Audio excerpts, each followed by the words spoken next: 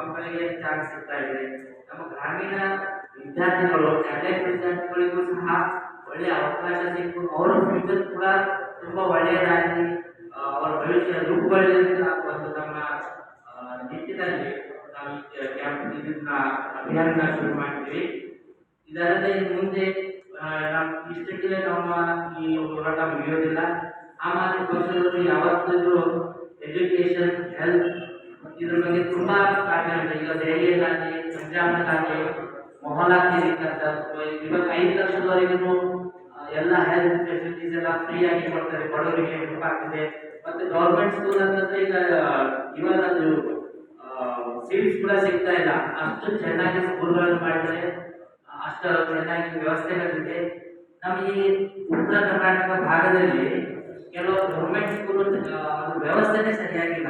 ತುಂಬಾ ಕೆಲವೊಂದು basic needs ಇರುತ್ತಲ್ಲ, ಅವಶ್ಯಕತೆಗಳು ಅವುಗಳೇ ಇಲ್ಲ. ನಮಗೆ ಈ ಕ್ಯಾಂಪಸ್ ಇಂದು ಈ ಅಭಿಯಾನದೊಂದಿಗೆ ಮುಂದಿನ ದಿನಗಳಲ್ಲಿ ನಾವು ಆ ವ್ಯವಸ್ಥೆಗಳನ್ನು ಸರಿ ಮಾಡೋದು ಹೋರಾಟವನ್ನು ಶುರು ಮಾಡ್ತಾ ಅಂತ ಹೇಳ್ತೇನೆ. ಇಷ್ಟು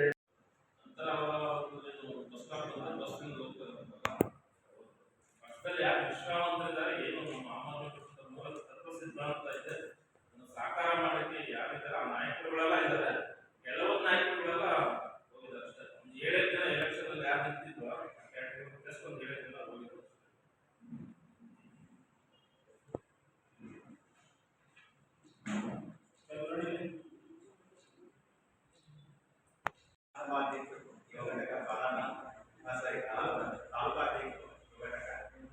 ನೀವು ವಿಭಾಗೀಯ ಕಟ್ಟಿಗೆ ಹೇಳಿ ಮಾಡಂತ ವಿಧಾನಸಭಾ ಇವುಗಳೇ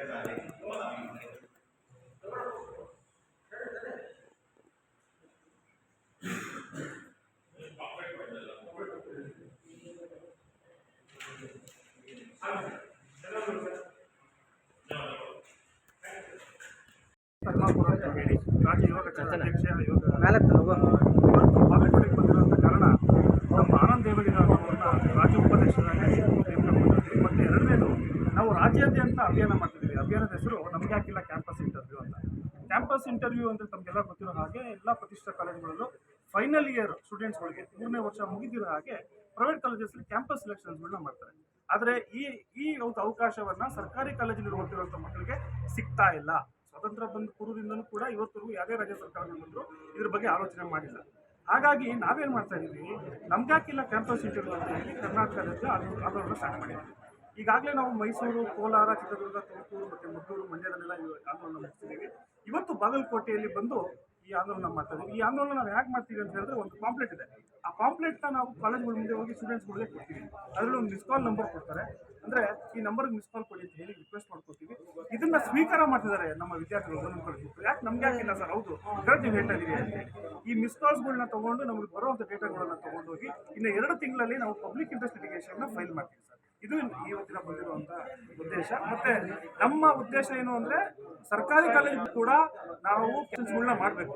ಯಾಕೆ ಕಂಪ್ನಿಗಳು, ಇನ್ಫೋಸಿಸ್ ಆಗಲಿ, ವಿಪ್ರೋಗಳು ಆಗಲಿ ತಾಲೂಕು ಬಾದಾಮಿ ಅಂತ ತಾಲೂಕು ಬರಲ್ಲ, ಬಾಗಲಕೋಟೆಗೆ ಬರಲ್ಲ, ಬೆಂಗಳೂರಲ್ಲಿ ಓದಿರುವಂಥವ್ರು ಇಂಗ್ಲೀಷ್ ಗೊತ್ತಿರೋರು ಮಾತ್ರ ಕೆಲಸ ಯಾಕೆ ಕೊಡ್ತಾರೆ, ನಮ್ಮ ಮಕ್ಕಳುಗಳು ಯಾಕೆ ಕೊಡಲ್ಲ ಅಂತ ಹೇಳಿ ನಾವು ಹೋರಾಟ. ಹಾಗಾಗಿ ಈ ಹೋರಾಟವನ್ನು ನಾವು ಮಾಡ್ತಾ ಇದ್ದೀವಿ.